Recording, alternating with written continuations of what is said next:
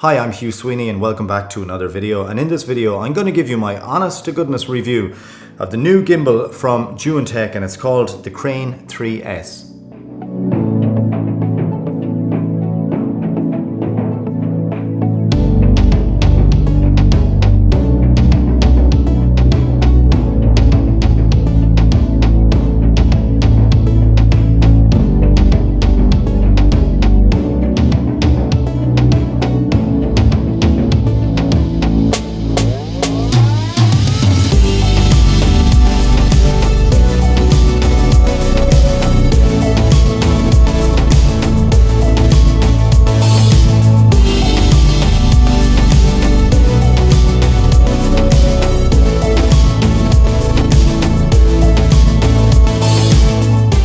So the Crane 3S is a bit of a beast, as you can see. It's my second gimbal from Zhiyun. I had the very first one back about 4 or 5 years ago, the first Crane gimbal from Zhiyun. Am I saying it right? Zhiyun or Zhiyun? Now first up, when you take a look at this gimbal, it's pretty obvious that this thing is geared to take a really heavy payload, several kilos. I'm not exactly sure of the weight, so I'll put the load that it takes in this little dialog box right here, because I forget exactly.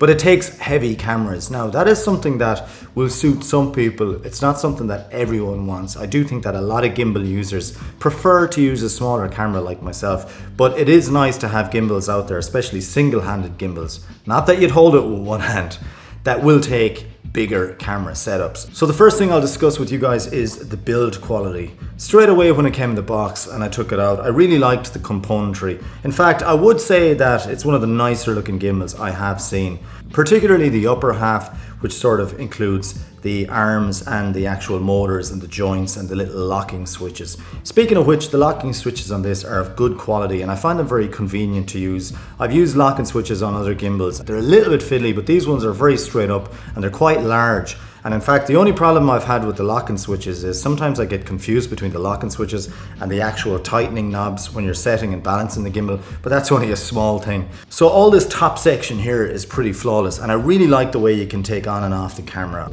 with minimal effort, and it's very easy as well to balance the camera. I had no issues balancing the camera, and this is one of the quickest gimbals that I've used to put a camera on and balance it. So you have this sort of large carriage section then that goes horizontally here, and that houses the batteries. At the end here you have this handle which slips on, and you have a large connection here if you want to mount another accessory or handle or something like that. There's 2 rosette fixings either side here as well for mounting other accessories.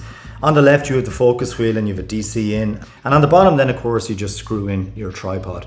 You have a load of switches going down the right hand side of this sort of main area here. You have obviously the power switch, and the power switch has a couple of little icons around it here telling you which mode it's in. And then of course you have the joystick, which is right in under this bit here. Now if I just switch it off, I'm going to show you the handle here. I'll just slip it out. And there's a little quick release button there. So the handle here has some of the controls on it, and I kind of wish that they built a handle with a little bit more sort of thought put into it. It's very comfortable to hold and it feels great, but I feel that they could have probably made it a little bit more chunkier or stronger, and perhaps had a larger screen on it as well. I find that because of the angle it's at and the tiny little screen, that when you're trying to make adjustments to it, you're sort of down like this. Now to the left of the joystick is a nice big control wheel, which you can use to focus your camera if you connect your camera, and that is glow in the dark.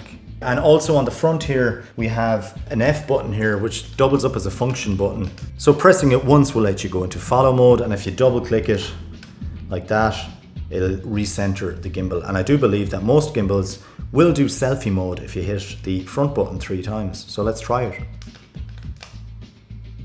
Okay, that seemed to work. Now one thing I like about this gimbal is the actual movement of the gimbal itself seems to be very smooth. The way the actual camera tracks around and the way you recenter it. I'll just show you, just watch the way it actually turns. It just eases in beautifully. It's probably one of the smoothest looking gimbals I've seen to actually turn the motor. And once you switch this on and activate the gimbal, you'll just be really impressed with the power in those motors. It's really strong. So now that I talked about the build quality and the componentry of the Crane, Let's talk about how I got on with this gimbal. Now, I will say that when I was initially sent out one of these by the supplier, I shot with it for 2 days, sort of doing test shots, and I went out, the weather was lovely, I went out on my bike with it, and I filmed in the woodlands, and I filmed here and there, and I did lots of tests. I tried different lenses, I put the extension arm on, and I didn't review the footage. And when I came back and I looked at the footage, I noticed there was a major problem. It was all shaky. So I ended up sort of wasting a lot of time with what was either a faulty gimbal or else a beta version gimbal that didn't have the correct firmware. I'm not exactly sure, but in the early days I did notice a lot of camera shake. Now they sent me out this second version, and I used this recently, and I did notice that obviously the footage was a lot smoother, but I have noticed slight little bits of shake here and there, which I would like to see Zhiyun iron out with a firmware update. I'm not exactly sure what's going on. I did notice that, you know, when you transition from a low movement to a high movement, a little bit of shake, and in various different movements there was slight little horizontal wobble in the gimbal as well. Now, I'm not exactly sure, is it to do with my camera not being heavy enough, or is it a balance thing or anything like that? Now, I will say that when it comes to balancing these gimbals, I do like to take my time and get the balance 100% bang on. I've my camera balanced. Look at that, it's absolutely perfectly balanced there as well. Well, that's an important one to balance, so it's pretty good, and these motors are very strong. Now, I shot a little bit with it over this weekend with my girlfriend, and I put the S1 on there with a relatively wide lens, and I found that the footage was perfectly smooth. So with this gimbal, I think that it might take a little bit more work for you to get the best possible results. It might mean that you might need a slightly heavier camera, and you might need to make sure that everything is 100%. I would say it's that type of gimbal. I do need to kind of test it out a little bit more and see, can I get the footage to be a little bit smoother. But as of now, I can actually use it comfortably, especially with the Panasonic S1, which is a little bit of in-body stabilization there as well, which will in turn assist the gimbal in itself. Now, I will say that out of the box, ergonomically, this is not the easiest gimbal I've ever actually picked up, because of the nature of the way it's laid out here on the bottom. I find that you end up sort of picking it up like that, and then you're sort of left to hold the camera by the actual tripod itself. Now, you can buy a second handle here as well, but that'll make the whole device taller. It's not the lightest gimbal I've ever used, to be honest, but it does feel very usable like that. Now, holding it in suitcase mode, I can't show you here with the table, but when I drop this down, using this handle here is incredibly comfortable. It's very easy to use. And even though the handle here is a little bit lighter than the quality of build I would like to see, I do think that it's actually very strong, and that's not going to go anywhere. Now, it does weigh a good bit, and the last thing you want to do is be going around like this, because it's going to break your wrist. So it's always good to sort of hold it there with 2 hands. If you want to hold it with 1 hand, which is something that a lot of us guys really do want to do on a gimbal, because I actually cycle my bike with the gimbal sometimes, and I have to hold it right down here at the tripod, and when I hold it right down here at the tripod, it doesn't feel overly secure because I'm holding 3 legs. And I just think, to be honest with you, if I was to design a gimbal like this, I really would reconsider this whole horizontal section here, and maybe try and have the main handle of the gimbal right below the actual pan motor here, which is down here at the bottom. Just to be able to pick it up right like that, right in at the bottom, and hold it in under, close to where the camera is. I think that would be nice, rather than putting an extension pole. But I just do feel that there's a little bit of dead space here that could have been utilized for holding the actual device. Now, out of the box, it is designed for sort of average size cameras here, but it does come with an extension arm which you can fit here to the side, which will let you actually put a larger camera on there and give full clearance for the camera. Even a camera like this, the S1, with maybe a telephoto lens. So if you wanted full clearance on the gimbal for a longer setup, this gimbal will do it for you, and I think that's actually very good. Now, one thing that this gimbal will do that not many other gimbals will do is give you full clearance on the actual tilt axis here. So it'll actually let the camera just continuously spin around. So I'm really liking that. And you can do that with a really big chunky lens, a big long lens as well, once you fit that arm. I wouldn't recommend putting on and off the actual extension arm unnecessarily unless you need to. The extension arm actually is quite a job to replace sometimes with those delicate little wires, can get damaged, so you have to be very careful. Don't do it unless you really want to do it. That's my advice there, because switching back, you got to be careful of those little wires. Now this gimbal is not a light gimbal, and because of its payload capacity and the fact that it's sort of aimed at, you know, bigger camera loads and stuff, you really have to ask yourself, you know, is it worthwhile getting a gimbal this size? And unless you're shooting with kind of heavier setups, the gimbal might be overkill. So do bear that in mind. But I think if you're sort of a cinema grade shooter or you're a wedding shooter and you're shooting on those bigger cameras like the Canon C200, 300s, you know, the Reds, or even other cameras like Blackmagic pocket cameras where you might have a heavier lens and you might have a battery pack on there, I think that this gimbal would be really good for that stuff. For me, with the way I shoot using just the DSLR or just the mirrorless with its inbuilt battery and no other accessories, I think that this is probably overkill. But having said that, I do want to shoot with a longer range lens like the 70-200, which weighs a lot. So ideally, a lot of us might want two gimbals. You might want a lighter gimbal for your little small jobs using your mirrorless camera, and then you might have a heavier gimbal like this, which can take a big payload.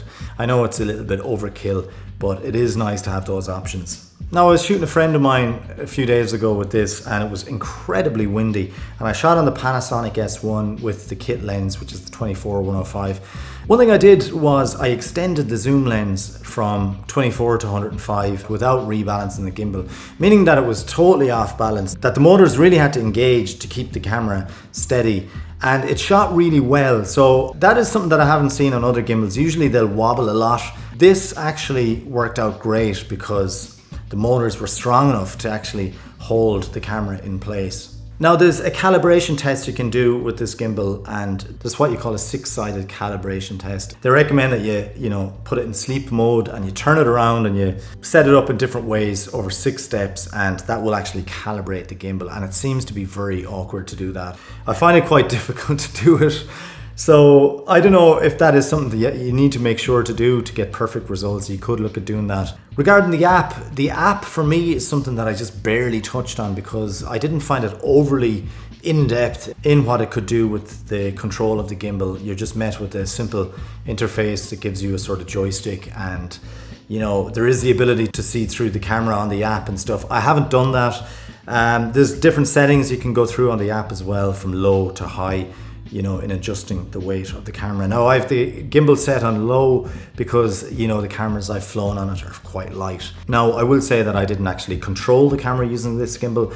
Sometimes that's not exactly the way I work. I don't really usually change camera settings on a gimbal. Shooting with gimbals, I just find, especially one-handed gimbals like this, I find it easier just to set focus. So I didn't really use the focus wheel on it either. Cameras nowadays, the autofocus is pretty accurate and you can do tracking and stuff. So if you eliminate focusing, it's much easier to lift a gimbal like this, because this is a pretty heavy setup, and when you're trying to hold the gimbal and focus at the same time and shoot, it can be difficult. So I just prefer to actually set focus on a wide angle lens, or else use, you know, tracking focus with a reliable camera. A few little things I would change in the gimbal. The actual switch here on this side here comes undone very, very easily. It comes undone very easily. It's basically sticking right out, and once or twice I put the gimbal in the car with the camera on it, and this actually released itself. When I picked up the gimbal, the plate was actually sliding over and back, so I had to rebalance. That's one little thing I'd change. Obviously, some of the actual lower part of the gimbal here, the ergonomics of it, the fact that the screen is down here, and you know, the screen is very small, and there's loads of little buttons for modes positioned all over the place, and sometimes you're trying to remember where's the button for this mode and that mode, and it can be a little bit confusing. Now, there's different modes. I'm in pan follow mode, which is sort of the default mode that we all want. Pan follow will sort of ease in the pan of your camera move, so that you want it just to slowly ease in. That's quite a nice movement. I like that. That's sort of the default setting. So now we have go mode, right? So go mode is a very responsive mode that will tilt the camera with you, okay? So it's very responsive. You can do a very fast tilt. So if you're filming stuff, you know, where you're following someone around, and it'll tilt with you, but it won't roll with you. So the roll is switched off in go mode. So that's the go mode, and then you have follow mode. Very like go mode, but it's a bit less responsive. You'll see that there's a bit more of an ease in to the actual tilt axis there. But if I go to go again, you'll see that it's absolutely, it's almost instantaneous. Whereas follow is softer, okay? So then we have a mode called POV mode. So in POV mode, it'll just basically follow your own movements. But as you can see, it's easing it in beautifully. There's a lovely smooth ease in, which I like. And this is the mode that'll be very suitable for those kind of slick edits where you're doing a lot of fancy wipe edits and stuff. You know, you're dropping down past stuff, you're pulling up, you're following someone's hands, and it really smooths out your natural movements. So if you're doing a handheld gig and you wanted to just do a nice smooth movement, I think that's a great mode. That's POV mode. But the most popular mode would be, I would say, the pan follow mode. You press the POV button, it'll go between the pan follow and POV. So now we're on pan follow. So it's windy now, I don't know if you can hear me, but I'm just gonna see how smooth I've got it. Just gonna do a little run. I don't know if the camera's picking me up here, I'm very far away. This is the gimbal walk. Now everyone thinks that the gimbal walk for smooth shots, it's all in the feet. But really, it's a lot of it's in the hand. You're sort of sucking up the whole body's movements. So if you hit the mode button here on the side, it'll bring you to the L mode, which is the lock mode. So that is that mode, something that I rarely use, but basically it just locks the camera in one direction. It won't go offline at all on you. It won't flick back to position. And not to forget vortex mode, also known as inception mode, when you really want your video to look like it was made in 2017.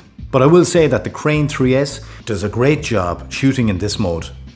You can hit sleep mode by just literally holding down the mode button there, and it'll deactivate the camera should you want to do anything with it, you know, put it into your car, or else maybe calibrate it or take on and off the camera. So you have a couple of different modes there which are great, very easy to use, and straight out of the box they give you great results. Now the gimbal is priced at about $800, I think about 800 euros here as well in Europe, and you can actually get a focus motor for it as well, should you want to. I don't have the focus motor for this one, so maybe they might send me out a focus motor and I'll do further tests. But as of now, I think it's a great gimbal. Do check it out. That's the Crane 3S from Zhiyun, and it's pretty cool. So to summarize the Crane 3S, I think Zhiyun have made a decent, affordable gimbal that can take the really heavyweight cameras. But in doing so, they've sort of defeated the purpose of the whole single-handed gimbal thing, which essentially is just a lightweight gimbal that you can use with one hand. But it is a powerful gimbal with really strong motors, and it looks great.